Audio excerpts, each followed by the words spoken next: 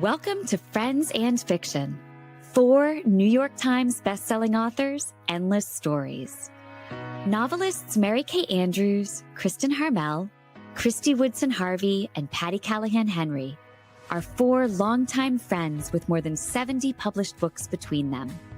Together, they host Friends and Fiction, with author interviews and fascinating insider talk about publishing and writing, to highlight and support independent bookstores. They discuss the books they've written, the books they're reading now, and the art of storytelling.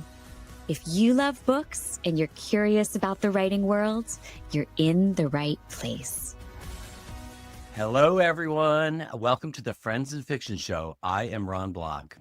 And I'm Patti Callahan Henry. And this is Friends and Fiction, 4 New York Times bestselling authors, endless stories to support indie bookstores, authors, and readers like you.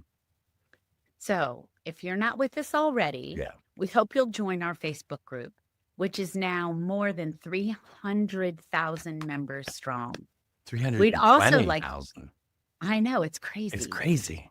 And I didn't even say the 20,000 because I swear it's probably gone up over the weekend. It's probably has. Been an amazing group. It's a great community. And we'd also like to invite you to follow us on Instagram and YouTube and our Substack newsletter, which is full of awesome bonus content. We'll talk about that later.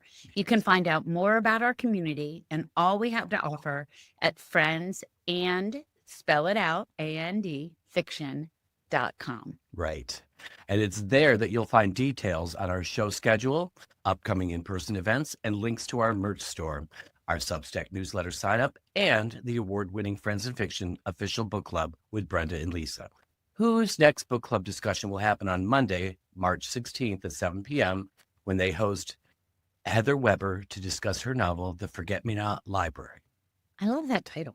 Forget-Me-Not Library. There's a lot lately. There's a lot of library titles, aren't there? Yeah, the Paris Library, the Charmed Library. As there should be. As there should be. Yes, there should be, especially since today we're talking to a librarian. Yes, we are. On this episode, we are so excited to welcome our friend Terah Shelton Harris to discuss her new novel, Where the Wildflowers Grow, which was just released on February 17th. Right. So let's dive in and tell you a little bit about Terah before we bring her on. Terah is an author and former librarian, who now writes fiction novels with bittersweet endings. She's the author of One Summer in Savannah and Long After We Are Gone. Gosh, I remember when One Summer in Savannah came out. Right? It was like, It took over. It took over. I know. Like, I love it. Well, anything about Savannah, I love. Right. But her books have been chosen as a Target Book Club pick, Library Reads pick, Kobo Best Book, Together We Read pick, Publishers Marketplace Buzz Book, a Goodreads Choice Awards nominee for Best Debut, and more. Terah was also named Target's first Author of the Year.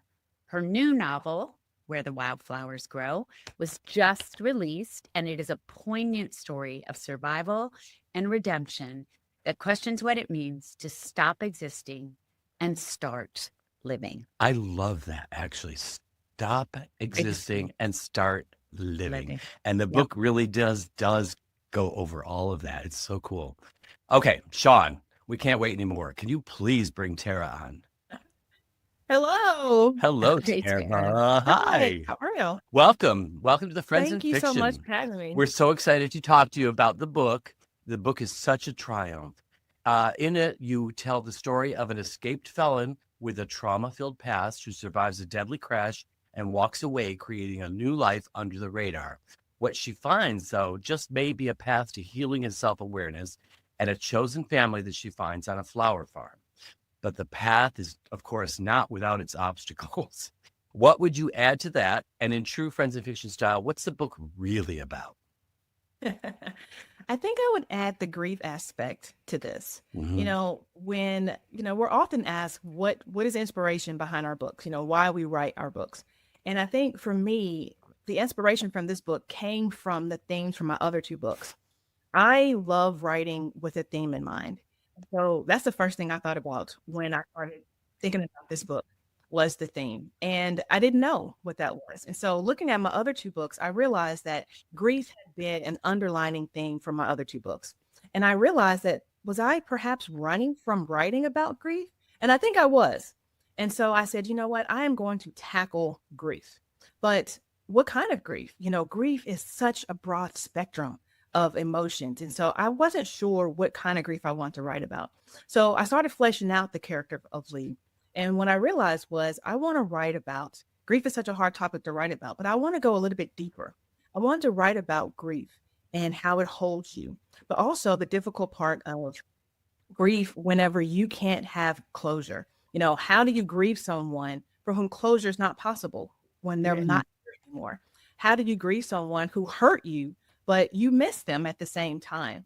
And so that kind of really helped me flesh out the book. So when people ask me what it's about, it's really truly, about grief. That's amazing. Yeah. I think it's interesting that some people write from theme, and some people write from a question, and some people write from an idea. And the last author we talked to that wrote from theme was Mitch Albom. And I just thought it was so interesting because he said that he started that book only knowing what the theme was. And you started with grief and your own fear in approaching it. And you write this book with such elegant and meaningful prose. Yeah. And here's a line that jumped out to me that conveys the way that flowers were the perfect antidote to the trauma in your story. But flowers will bloom where they are planted. I love that. I remember my mom, when I was a kid, had a framed cross stitch of that quote, bloom where you are planted. I can still see it. I wonder if she still has it. But what inspired you? I can hear what inspired you to write this book. What inspired you to feature flowers? And tell us about the research in all of that. So I was scrolling, as one does whenever we're procrastinating, and I came across this really beautiful flower farm. And, honestly, we know flowers come from somewhere, but I never really thought about that flowers come from a farm. Like there are people who actually grow flowers. And I was just fascinated. So I went down this flower farm rabbit hole. And I thought let me tuck that behind and keep that in mind for a book somewhere, because I just have not read about in fiction books that feature like a flower farm. So I kind of tucked that away. And so when I was fleshing out the character of Lee, I thought about where can this book take place? What would be almost secondary to her healing? Like, where can I put her? What could be a metaphor for her healing? And I was kind of just going through my notebook, and I had that passage about flower farm, and it just unraveled within me. It was like, okay, think about the nature and the healing of a flower and the growing of a flower. And so I said, okay, this is what I want to do. So we're gonna do this. And so I decided to put her on a flower farm. But flowers, are really so much, for those who've read the book, it's very symbolic and serves as a metaphor for her healing and the growth. And so I thought, why not feature flowers? And the line that Jackson says to her, flowers will bloom where they are planted, comes from a scene where they're having to plant and take over this land. And the ground is not really ready for it yet. Or so she thinks. She thinks that it needs work, which is also very symbolic for her and her growth. And she thinks that it needs work. And he just says to her, well, we're going to plant it anyway. And she was like, what? You can't plant here. He says, flowers will bloom where they are planted. And so that was such I remember when I wrote that line and how much that moved me, even myself, when I wrote that. I thought, that was a great line to use. What was the research you did? Did you visit a flower farm? Did you plant your own garden? Tell us about the research you did for this. Yes. Okay. So I live in the woods in Dothan, Alabama. So I live on inherited family land. So I planted wildflowers. There's wildflowers all around me. That is just that's just a natural who I am. So I love flowers. But the research, I am a former librarian. Do not give me a topic to dive into. And so, I mean, I have pages and pages and pages of research, but I just mostly started with flower farms because her healing and where she lands is on the flower farm. So I had to do a lot of research on flower farms, what they consist of, what they're made of. But then also I had to do research on certain types of flowers. So Lee is compared to like a dahlia. And I wanted to have one particular flower that, I could use as an example. So I needed to learn all about the life cycle of and learning growing cycle of a dahlia. And so that was really, really fun. And at one point, my husband was like, "You're just doing this for fun. All of this research, as you know, Patti, all of this research that we do not end up in books. No. But it's just so fun." And then the other research I had to do was I actually had to visit this area in Alabama where this takes place. And so, Patti, I don't know if you're familiar with this area. It's G's Bend. Oh, of course. And the quills. Yes. Yes. It's in I didn't Wilcox know County. about it. No, you didn't. Oh, it's such an amazing area. But I needed a place. Well, okay, because this flower farm does not exist in G's Bend. Of course, it's fictionalized. But this area is a very real, true area. But I needed a place where an escaped convicted felon could ideally hide out, from the world for 9 months. And so my husband is born and raised here, I'm not. And so we were just kind of looking all over at the state of Alabama, trying to find places where we could put her. And he said, "What about G's Bend?" Now I had never been to G's Bend. Oh, it's and beautiful. I thought, he said, "It's surrounded by water on 3 sides." And I thought, okay. And then he tells me, he said, "There's a ferry, there's only one road in, one road out. And it's a ferry that if you want to come across from Camden that you can take." And I thought, what? Like, I have to go. I have to see this. So I went to this area. So I drive by myself. My husband is a football coach. So of course, he could not go with me. I drive to this area by myself. And as I'm doing the research on where I'm going to spend the night in the hotel, at the bottom, the hotel says, print your MapQuest directions because the internet may not work very well. And I thought, oh, this is it. This is where I am putting this story. Is the perfect place. But I go there just in time for the airing of the Quilts Festival, which is mentioned. It's not featured in the book, but it's mentioned in the book. And I just saw just how beautiful and how resilient this community is and how loving and welcoming they are. And I thought this is the perfect place. So I had to do a lot of research on that area as well. It's absolutely beautiful. Dahlias are my favorite flower. And they're also they grow really well in North Carolina too. Mm-hmm. And I took a class on growing them, Terah, and said, nope. Like they are so hard. You have to put the root up, the tuberose. You have to store it in a cellar. Then it is like they're heirloom dahlias. It's absolutely fascinating. And when you finally grow your own and it blooms like that, it's gorgeous. Right. And you do all of that work. And then the first frost, they can be beautiful the day before. And then they're gone. And they're gone. They're just gone like that. Yes. But there's a lot of work into digging them up and storing them for the winter. So.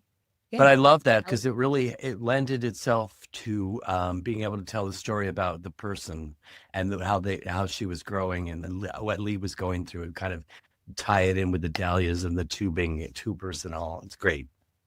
Yeah, researching that really helped me flesh out Lee's character. Mm-hmm. I do get lost in the research, but the fact that, you have to dig up the tuber, you have to put your hands in dirt, meaning you have to do the hard work. If you want to heal, right, you have to dig in the dirt with your bare hands, do the dirty work that no one really wants to do. And then when you find it, you're not done. You have to take care of this tuber. It's such symbolic for her journey. They're like little babies, these tubers. Yeah. And as librarians, of course, we're the number one rabbit hole diggers. Of course. My goodness. When you said that, I was yep, that's me. Anyway, so let's go back a little bit to your author's note at the beginning of the book. I love that you dedicate the book to survivors and informing readers about the potential triggers that are going to come in the story. What led you to lend such support and guidance about grief and child abuse ahead of time, so to let people know? What led you to that? Well, all of my books feature, and we discuss real life circumstances and conditions that happen to people every day. And Mhm. so I want to make sure that people are aware of the topics that's covered in my books because they can be triggering. Yeah. And I believe that people read for whatever reason. But I also know that we bring a piece of ourselves into everything that we read. And so books should not serve as triggers to trigger someone. So I believe in writing author's notes and content warnings just to give Mhm. people an idea of what they may be reading. But dedicating it to survivors was such an easy thing to do because, survivor's guilt, which is one of the conditions that Lee suffers from, is Yeah. a very real condition. People feel guilty for surviving. And I want to make sure that, we honor those people who keep moving throughout life, despite the things that have happened to them. Yeah. Yeah. And that is evident throughout the book. I love that. So I also want to ask about your characters. Like you develop such fully authentic characters in your books. Where do you draw them from to bring them to life on the page? So easy. I mean, Well, I know it's not easy, but it feels like it's just there. because they speak to me. My characters speak to me. Like they show up one day and they just do not leave until the story is told. Gotcha. And so Lee was the most difficult character I've ever written. And I was really struggling to write this book. And I was wondering, why is she not speaking to me? When I finally realized that that's who our character was. Lee is a survivor. She is a Yeah. escaped convicted felon. She is not going to be trusting to people. And that includes me as the author. And so once I realized that, I had to approach it in a different way. And then she started speaking to me. The other characters, Jackson and Luke and Tib, Yeah. they just kind of showed up and just started talking. And so from there, I'm able to kind of form their personalities, who I wanted them to be, and who they wanted me to pretend them to be. Yeah. And so they were all different. They were all very much different, fully formed people. And of course, sometimes we take from life. I knew from the beginning that I wanted Jackson to be like this hunky flower farmer because, of course, who can't have, a hunky flower farmer? But I knew I also wanted them to all have their own somewhat traumas, and have worked through those traumas. And so it's really fun fleshing out the characters once they show up and start talking to you. And then you just kind of add your little piece to them. So there's no real life Jackson that we could go find. Unfortunately, there's no real Jackson. I'm sorry. We'd love to have one, but Yeah. I'm sure he's out there somewhere. I'm sure. Okay. So did you have any favorites that kind of like stuck with you more than another? I really love Luke in this Yep. book because he was kind of like the comic relief. He was just like the goofy little brother to her Yeah. character. So I tend to like those type of characters. I really liked Walt a lot. Mhm. He was like that father figure that Lee never had. And, he came in, he didn't have a big role and presence in this book, but just enough to make an impact in her life. And of course, I love Jackson. I love the filming him out and filling him out and making him, this hunky but flawed flower farmer. So that was fun. Yeah. Awesome. So, flipping back to your books and the way that you write and inspiration, one of the successes of this book is how you weave Lee's past throughout the story in such surprising ways. We talked about it off camera before we came on. I'd love to know, as a writer, your process in structuring the novel this way. Are you an architect, a gardener, an outliner, a pantser? Did you plan on this structure, or did Lee's voice just come that way? I am a pantser. I have no idea what I'm writing in a given day. I do know this. I write the end of my books first. So the end of this Okay. book So was written curious. first. Yeah, that's amazing. amazing. So I knew what was going to happen at the end of this book, and I wrote that first. Not the epilogue, but the actual last chapter. I knew that chapter. And of course, once I start writing, I go back and kind of add to it. But I knew that the book was going to end that particular way. Got Then I go and I write what would be like the first chapter. And then everything else in there, it doesn't matter. I have the end. As long as I get my characters to the end, it doesn't matter to me. And so I don't outline anything. Everything is, like I said, my characters whisper to me, they speak to me, they tell me where we're going in this story. And I, as a writer, as long as I know how it ends, it doesn't matter how we get there. That's amazing. The last author we interviewed that says he always knows the end was John Irving. Yeah. Really? And he said he always knows the ending. I don't think he writes it, but he knows it. And then that's what he does. So you and John Irving. Also, Margaret Mitchell said that she knew the last line of Gone with the Wind. Oh, goodness. Before she wrote the whole book. So good company. I've always known it approximately, but never all the way. So that's really fascinating. And the backstory, it was just, she was on a journey on her way to the flower farm. And so I wanted to kind of fill in, we find out the book opens literally with Lee in the water, on this prison transport bus that just careened off the road. And I needed to kind of fill in like what is happening here, and kind of back up the story a little bit and let people kind of see, her backstory. But I know I didn't want to info dump it all out either. I wanted to kind of slowly, you figure out. And as she's starting to heal, she releases more and more of this backstory. Well, did you know the backstory that you could start to eke out? I did not. Seriously? I did not. Tara, you're giving me so many. I had no clue. I had no clue. I wrote the first chapter, which features a little scene with her and her mom. And I took that and just kind of ran with that. I had and you really do not find out exactly why Lee was in prison, and literally until the last chapter. Right. And I did, because I did not know what was going to happen to her family until the last chapter. Tara, that's so exciting. It is, because I'm like, where did that all come from? Oh, sorry, Ron. Yeah. Go ahead. No, I was just like, I didn't know I thought you had that all planned out. It felt like you knew what everybody was going to do, where they were going, and what they were going to. Oh, no, that's not a clue. That's amazing, my friend. Okay, so I want to know a little bit about the romance. You really write a romance in the middle of all this. There's a lot going on, but there is at the heart of it, there is this amazing awakening and romantic beginning.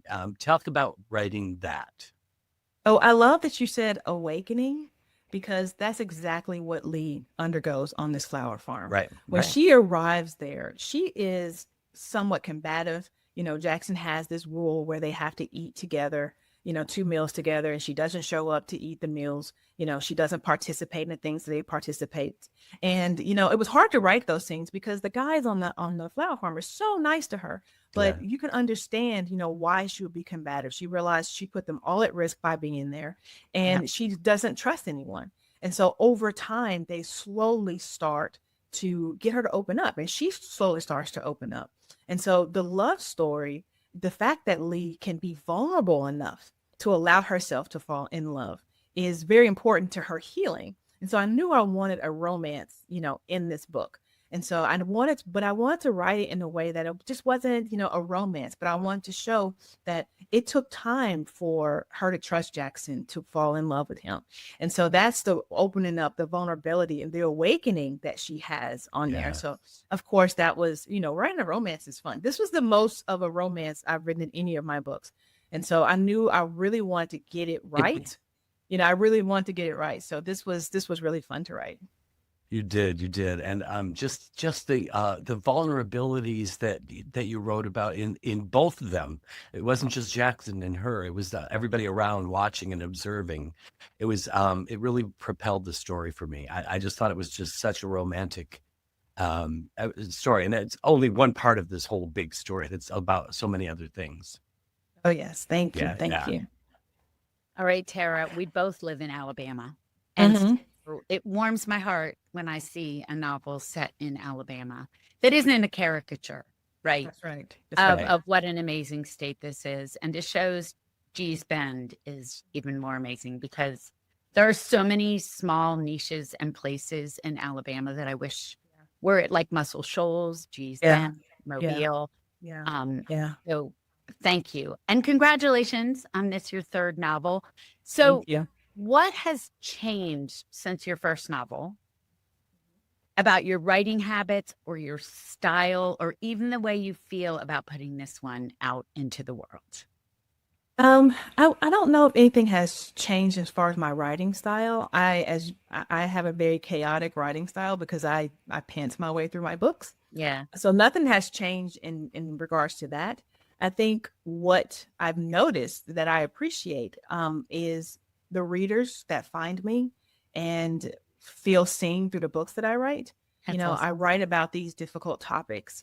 There's already so many people who have reached out to me in regards to Wildflowers who read an arc of it or an early copy of it to talk about grief.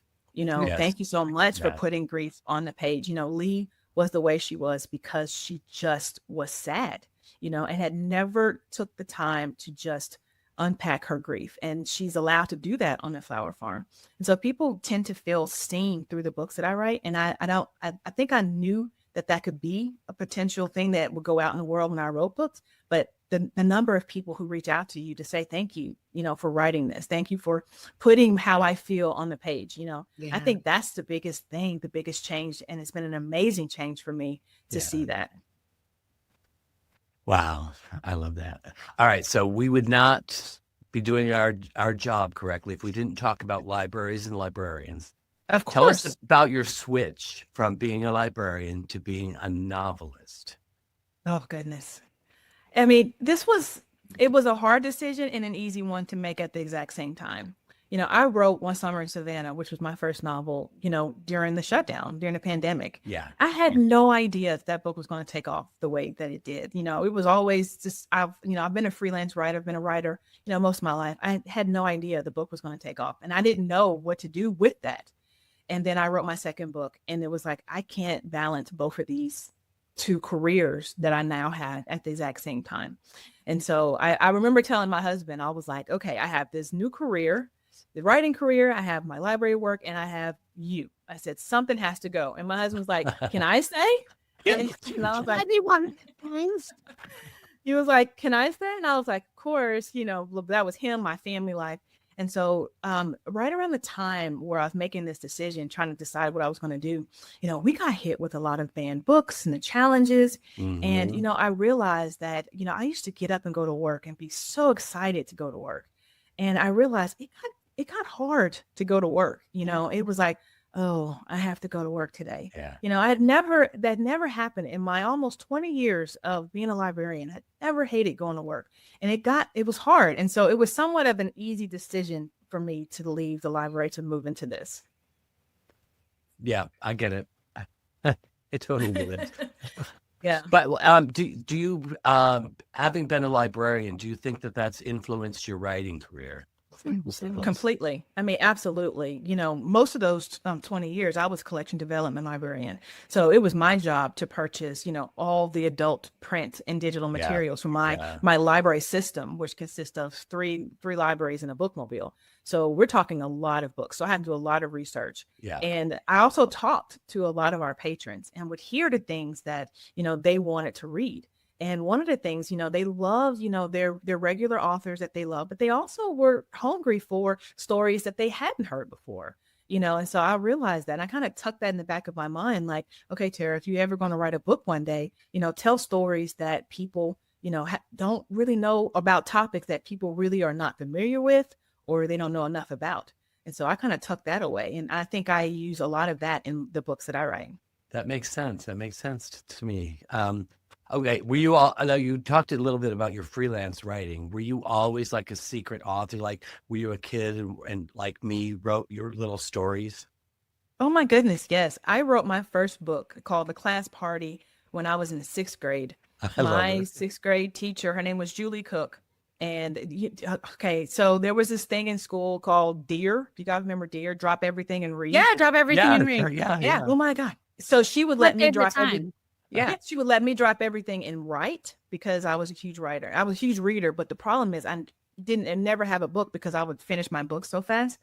And so she let me write. And so I wrote this story during this time about my class. And she saw me writing and she said, would you ever want to read this, story to the class? And I thought, no way, I would never do this.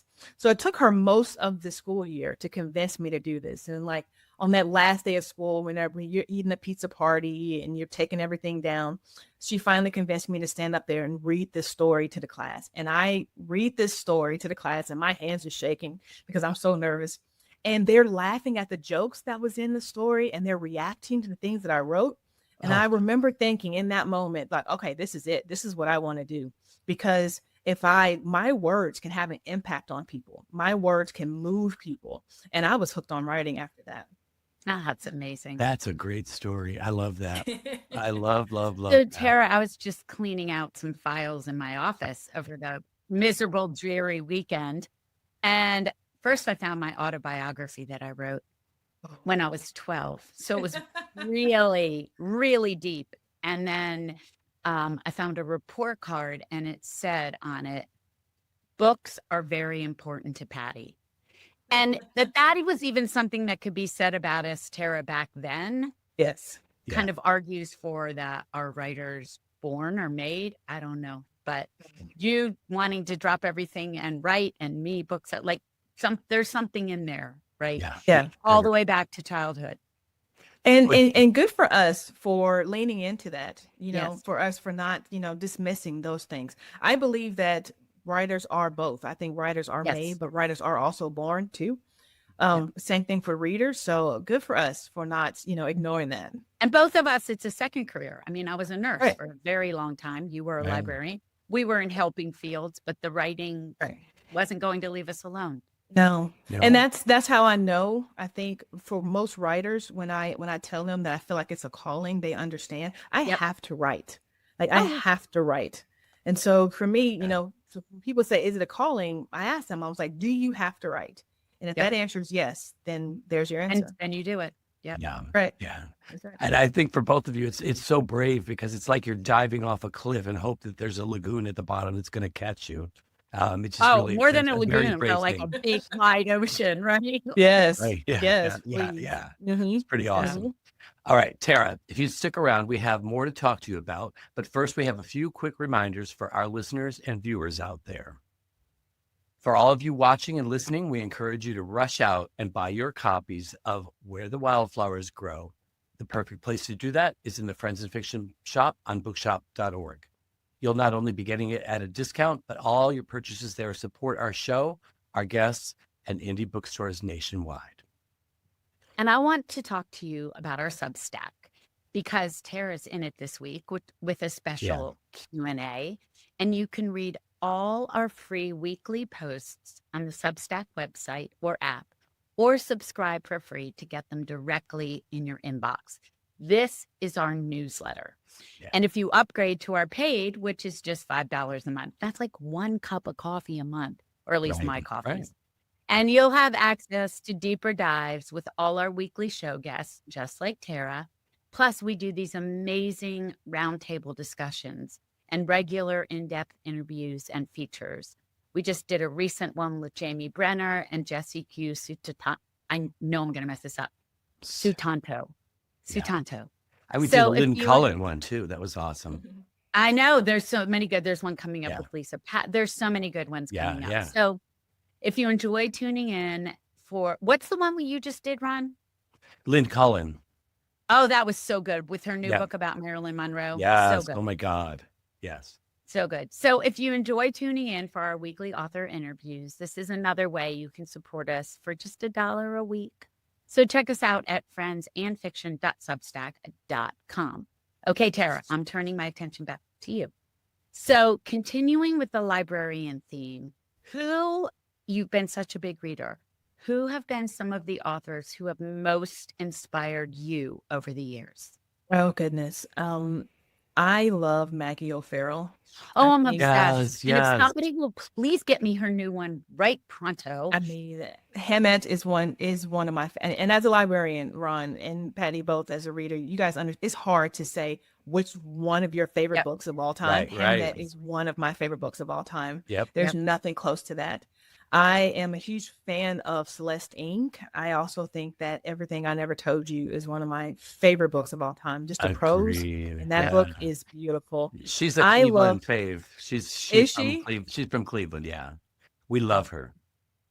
I love Brett Bennett, who wrote The Vanishing Half. I just Yes. remember finishing that book and was like, this is where you need to strive to get to as a writer, Terah, this level here. Love it. Love it. I love Jess Walter. The Cold Millions is one of my favorite books. I mean, Yes. I turned to that book so many times, just the prose in that. And I'm a Frederick Bachman fan. No one writes characters the way Frederick Bachman does. No one. Agreed. So there's so many. I can just keep going and going. Well, I'm glad they inspire you. That all those That's inspire so us, cool. too. Patty and I both each in different cities. We interviewed Frederick. Yeah. this- Oh, on his last really? Tour. Yeah. It was amazing. It was like He's a one character. of a kind. Is he? Yeah, he's That's one why of he a writes kind. characters so well, because he's a character. Yep. I've interviewed a lot of authors, and I was just like reeling. Yeah. You can't keep up with him. That's No, for sure. no. He's going. His mind is way ahead of you. Yeah. Okay. Okay. Before we let you go, Terah, we have to ask you, where can people catch up with you on the road and how to connect with you online and social media? I am pretty much only on Instagram under Terah S. Harris. You can find me on Instagram or my website, terahsharris.com. I just posted my event and tour schedule, which is pretty hefty. So It's extensive. It is It's very extensive. So people, I'm hoping to catch people in different states where I've never been. Mhm. So you can come find me there. Perfect. Okay, Terah, thank you so much for joining us. It's always a pleasure to speak to you. Thank you. We love having you on the Friends in Fiction show. So good luck with the tour. And I know the book is going to reach so many readers. And it's going to be connecting with people and hopefully they'll come out and see you on the road. Thank you so much, Ron. Patty, always a pleasure. Thank you so much. I love talking to you. Yeah. Okay, everyone else out there, be sure to tune in next week on March 4th, where Mary Kay and I will welcome Jocelyn Jackson to discuss her new novel, Missing Sister. That show will air on the Facebook page on Wednesday, March 4th, and on the podcast on Friday, March 6th. Okay. And thank you all for joining us. And we will see you next time. See you Take next care. time. Take care. Thank you for tuning in. You can join us every week on Facebook or YouTube, where our live show airs on Wednesday nights at 7 p.m. Eastern Time. Also, subscribe to our podcast and follow us on Instagram. We're so glad you're here.